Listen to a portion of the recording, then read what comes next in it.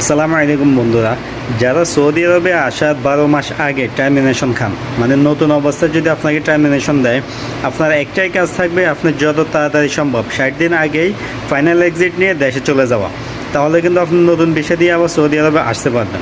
আপনি কিন্তু টার্মিনেশন করলে আমরা জানি পুরাতন লোক কফলা হওয়ার সুযোগ থাকে, নতুন লোক কিন্তু এটা পারে না। অর্থাৎ 12 মাস আগে যদি কেউ টার্মিনেশন খায়, তো আপনি সময় নষ্ট না করে যেভাবে পারেন কফিলের মাধ্যমে হোক, অথবা আকামা থাকলে নিজের আপসিট থেকে ফাইনাল এক্সিট আবেদন করে, অথবা কফিলের মুক্ত বামিলে গিয়ে যেমনি হোক আপনি 60 দিন আগে ফাইনাল এক্সিটটা নিয়ে দেশে গেলে নতুন বিষয় কিন্তু আসতে পারবেন।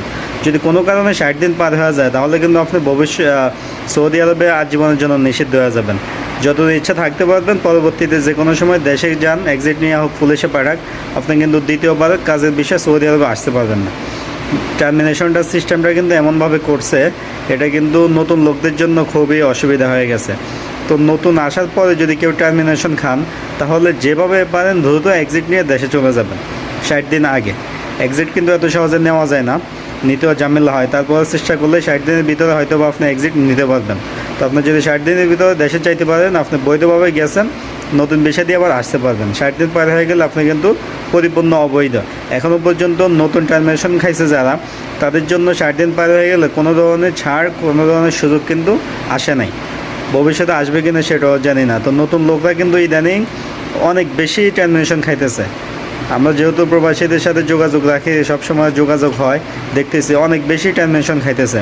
এক্সিট অনেকে নিতে পারে না। তো এক্সিট নেওয়ার মাধ্যম হচ্ছে যে কফিল, যে টার্মিনেশন দেয় সে, অথবা আকামার মেয়াদ থাকলে নিজে আপসিট থেকে ফাইনাল এক্সিট আবেদন, অথবা কফিলের মুক্ত মামলে নিজে সরাসরি গিয়ে তাদেরকে বোঝানো যে আমাকে ইনগাদা আমেল করছে, এখন আমি ফাইনাল এক্সিট নিয়ে দেশে যাইতে চাই, এই যে আমার টিকিট, হয়তোবা তারাও ফাইনাল এক্সিট দিতে পারে। 60 দিনের ভিতরে যেতে পারলে আপনি বৈধ আবার আসতে পারবেন। 60 দিন পার হয়ে গেলে আপনি কিন্তু দ্বিতীয়বার সৌদি আরবে কিন্তু আসতে পারবেন না, যেভাবে দেশে যান।